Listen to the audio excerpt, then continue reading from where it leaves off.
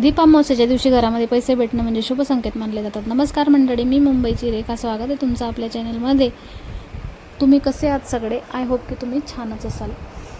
मी आहे ना घरामध्ये साफसफाई करून घेतली आणि दीप अमावस्येच्या दिवशी घरात साफसफाई करणं खूप चांगलं असतं. आता दिवे सकाळी घासायला काढले होते तोपर्यंत म्हटलं आपण थोडंसं जेवण वगैरे बनवून घेऊया. मग मी काय केलं, मेथीची भाजी वगैरे करून घेतली. गावरान मेथीची भाजी होती. ही भाजी जवळपास मला 70 ते 80 रुपयाला पडली, पण ती खूप वेगळी आणि छान होती म्हणून मग मी घेतली.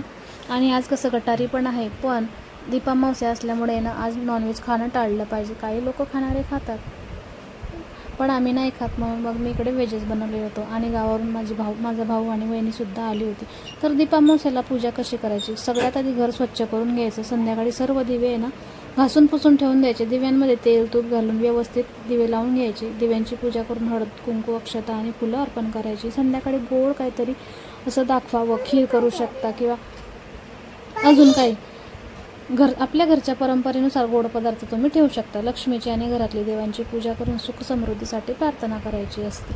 आता मी सगळे दिवे तिकडे स्वच्छ करून घेतले होते. खूपच घाण झाले होते दिवे आणि एवढा जास्त वेळ नव्हता म्हणून एक दिवा ठेवून दिला, कारण मला जायचं होतं स्कूलमध्ये दिशाला आणायला. आणि घरातनं चिप्स होते. हे चिप्स एवढे घाण झाले, माझं लक्षच नव्हतं, म्हणजे खराब झाले होते. डब्यामध्ये ठेवून ते सुद्धा फेकून दिले. डिसेंबरमध्ये माझी आई आली होती, पीठ आणलं होतं माझ्यासाठी. हे पीठसुद्धा खराब झालं होतं. मग म्हणजे 8 महिने झाले, 2025ला ती आली होती. तर बघा, ते सगळं काढताना, पिशव्या काढताना मला त्याच्यामध्ये पैसे भेटले. मीच ठेवलेले असतील, पण माझं लक्षच नव्हतं.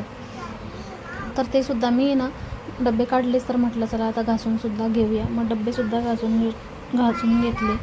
तर घराच्या मुख्य दरवाजाजवळ आहे ना एक तरी दिवा नक्कीच लावा. शक्य असल्यास घराच्या प्रत्येक महत्त्वाच्या जागी एक तरी दिवा आपण आहे ना लावलाच पाहिजे. विशेषतः दीप अमावस्येला आहे ना जुने दिवे स्वच्छ करून त्यांची पूजा करणं हे महत्त्वाचं मानलं जातं. तर आईने ना गावावरून लोणचंसुद्धा पाठवलं होतं आणि लोणच्याची पिशवी उघडण्याचा प्रयत्न करते, कारण एकात एक 4 ते 5 पिशव्या होत्या. माहेराहून येताना कधीच काय मला खाली हात असं कोण आलं नाही, काही ना काहीतरी घेऊनच आले. तर चला मग बाय. कसा वाटला व्हिडिओ कॉमेंटमध्ये नक्की सांगा. चला भेटू.